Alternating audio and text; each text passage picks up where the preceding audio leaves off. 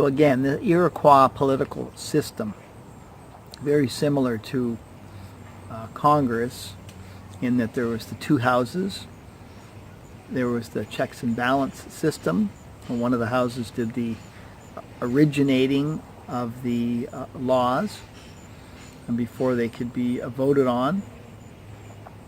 Now people were invited to take refuge under the great tree of peace, as this was the peacemaker's concept. The Iroquois Confederacy was created to do away with war. They were not a warlike people. Yes, they were very organized. They didn't even have a fixed military. It was more of a militia affair, but they were very organized and they were very strong. When their population was 50 times the population of the European population in New England, the administration in New England were still begging the Iroquois for protection, and they were receiving it. So they were very strong, but they were not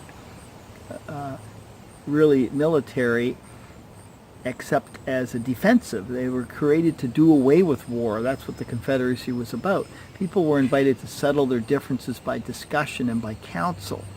And if some adjacent or warring people insisted on using force, they were always invited and urged to come under the tree of peace, the great tree of peace.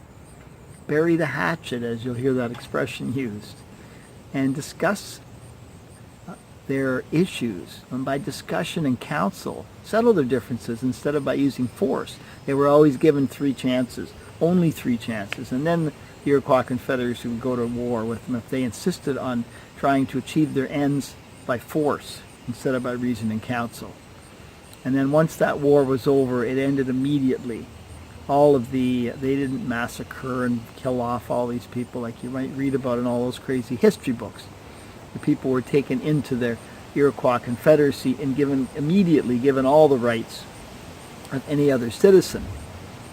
Benjamin Franklin talked about this, how settling their differences by discussion and counsel, that they had no enforcers, that it was the oratorial skills of the people that gave them the authority within the Iroquois Confederacy, which he was very impressed by that.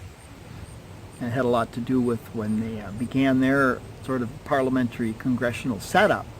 So the English and French were invited to come under the tree of peace and settle their differences by peaceful means, or do their fighting in their own land back across the ocean. Smoke the pipe of peace, and come under the tree. The English and French did not understand the peacemaker's message. The Europeans had always settled their differences by blood and war. Just look at their history. By the way, they were fighting about the land that they were stealing, and of course that is well documented, just like the difficulties that they had when they first started with their Articles of Confederation from 1776 to 1788, for those first 12 years when they tried to make it unanimous. It was all fighting about the land. It's always about the land. If you look at today's situation and where the wealth came from, you'll see it's from land.